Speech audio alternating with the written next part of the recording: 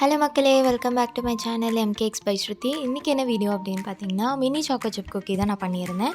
அதோட full video தான் இது. வாங்க வீடியோக்குள்ளே போகலாம். அதுக்கு ஒரு பவுலில் 100 கிராம் அன்சால்டட் பட்டர் எடுத்துக்கோங்க. பட்டர் வந்து ரூம் டெம்பரேச்சரில் இருக்கணும். ரொம்ப உருகிடவோ இல்லை ரொம்ப ஹார்டாகவோ இருக்கக்கூடாது. அடுத்ததாக 1/2 கப் ப்ரௌன் சுகர் எடுத்துக்கோங்க. அடுத்ததாக 1/2 கப் ஒயிட் சுகர். இப்போது இது எல்லாத்தையும் சேர்த்துட்டு நல்லா ஒரு விஸ்க் வச்சு நல்லா பீட் பண்ணி எடுத்துக்கோங்க. இது அதோட ஒரிஜினல் கலர்லேருந்து கொஞ்சம் பேல் கலருக்கு மாறணும், ஒரு மாதிரி லைட் கலருக்கு வரணும். அந்த அளவுக்கு நல்லா பீட் பண்ணி எடுத்துக்கோங்க. உங்ககிட்ட எலக்ட்ரிக் பீட்டர் இருக்குது அப்படின்னா நீங்கள் அதை கூட யூஸ் பண்ணிக்கலாம்.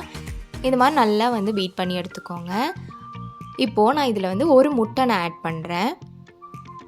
ஆட் பண்ணிவிட்டு நல்லா பீட் பண்ணுங்கள்.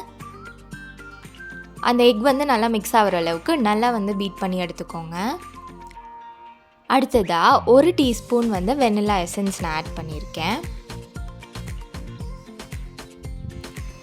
ஒரு பிஞ்ச் சால்ட்.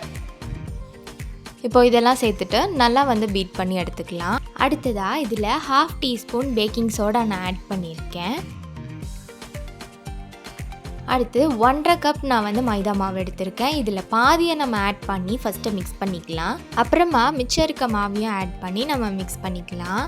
இப்போ லைட்டாக மிக்ஸ் பண்ணதுக்கப்புறமா நான் 1/4 கப் சாக்கோ சிப் எடுத்திருக்கேன். அதில் பாதி இப்போ நான் ஆட் பண்ணி மிக்ஸ் பண்ணிக்கிறேன்.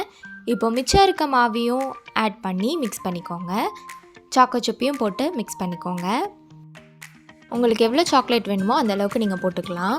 மாவு கலந்ததுக்கப்புறமா பொறுமையாக மிக்ஸ் பண்ணணும். ரொம்ப வேகமாக பண்ணிடக்கூடாது. இப்படி பொறுமையாக கட் அண்ட் ஃபோல்ட் மெத்தடில் நீங்கள் மிக்ஸ் பண்ணி எடுத்துக்கோங்க.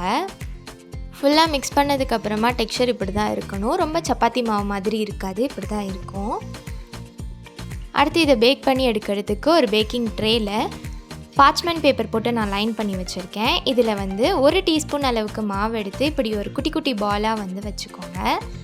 கொஞ்சம் கேப் விட்டு வைங்க, அப்போ தான் பேக் ஆகும்போது கரெக்டாக இருக்கும், ஒன்றோட ஒன்று ஒட்டாமல் இருக்கும். இப்போது இதை ப்ரீ ஹீட் பண்ண அவனில் 180 டிகிரி சென்டிகிரேட்டில் 10 மினிட்ஸ் பேக் பண்ணி எடுத்துக்கலாம்.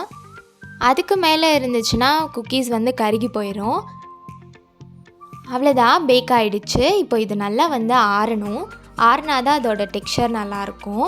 இது உள்ளே நல்லா சூவியாக, வெளியே லைட்டாக கிறிஸ்பியாக இருக்கும். நல்லா ஆறுனதுக்கப்புறமா இதை ஒரு ஏர்டைட் பாக்ஸில் ஸ்டோர் பண்ணி வச்சுக்கோங்க. ரூம் டெம்பரேச்சரில் 4 நாள் வரைக்கும் வெளியே இருக்கலாம். ஸோ அவ்வளோதான் மக்களே, இந்த ரெசிபியை உங்களோட கிட்ஸ்க்கு செஞ்சு கொடுத்து என்ஜாய் பண்ணுங்கள். உங்களுக்கு என்னோடய வீடியோ ரொம்ப பிடிச்சிருந்தா லைக் அண்ட் ஷேர் பண்ணிவிட்டு என்னோடய சேனலை சப்ஸ்கிரைப் பண்ணிக்கோங்க. இன்னொரு இன்ட்ரெஸ்டிங்கான ரெசிபியோட உங்களை மீட் பண்ணுறேன். அன்டில் தென் பாய் மக்களே.